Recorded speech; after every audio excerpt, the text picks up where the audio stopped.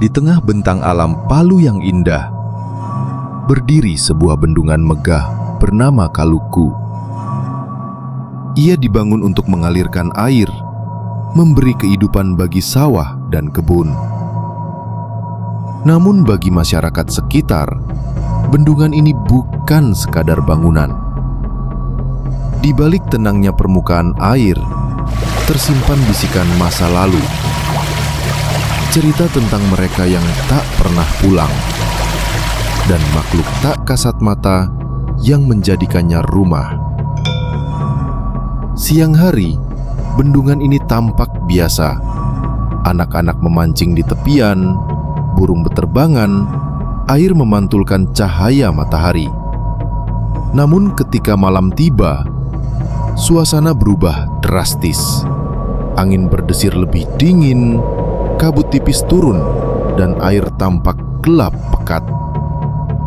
Bagi mereka yang pernah berjaga di bendungan, malam bukanlah waktu yang ramah.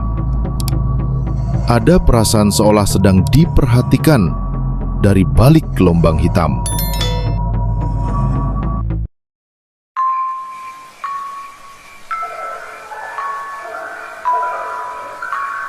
Seperti banyak bendungan lainnya, Kaluku pernah menjadi saksi tragedi.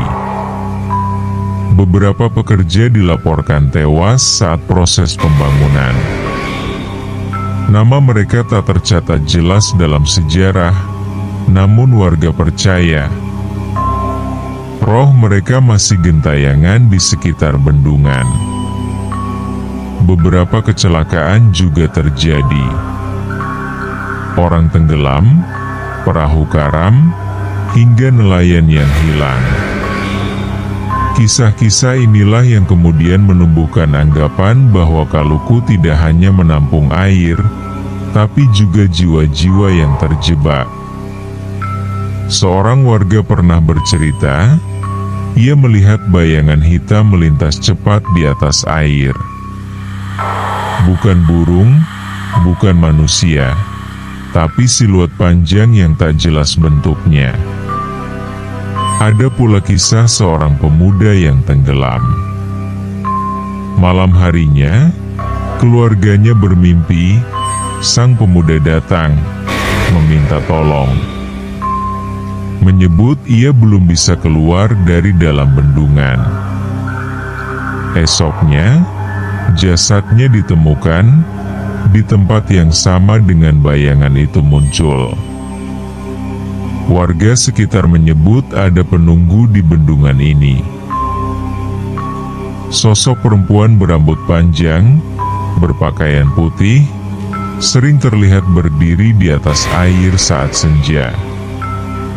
Kadang ia hanya menunduk, kadang berjalan pelan di atas riak, seakan-akan air menjadi pijakannya. Bagi yang berani menatap matanya, konon akan jatuh sakit berhari-hari.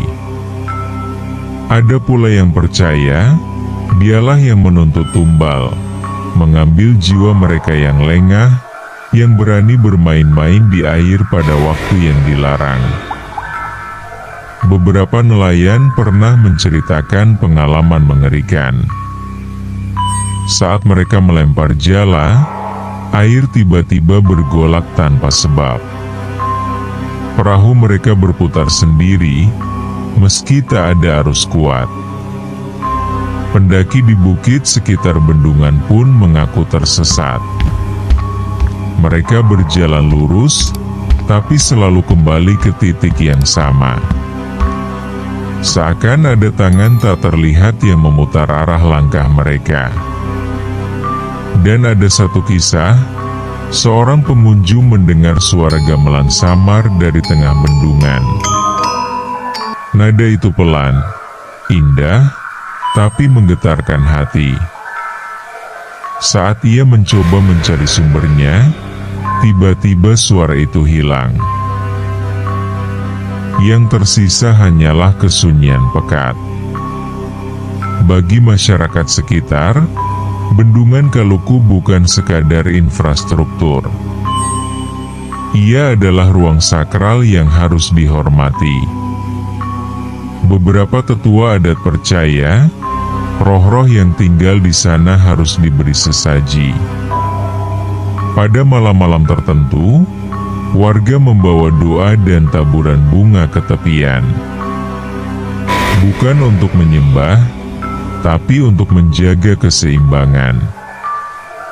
Karena mereka yakin, gangguan hanya datang jika manusia melupakan adat dan bertindak sombong.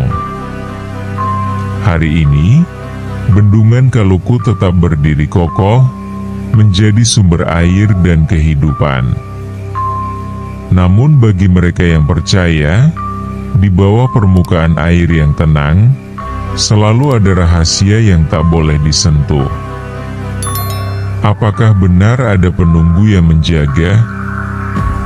Ataukah semua hanyalah bayangan ketakutan manusia?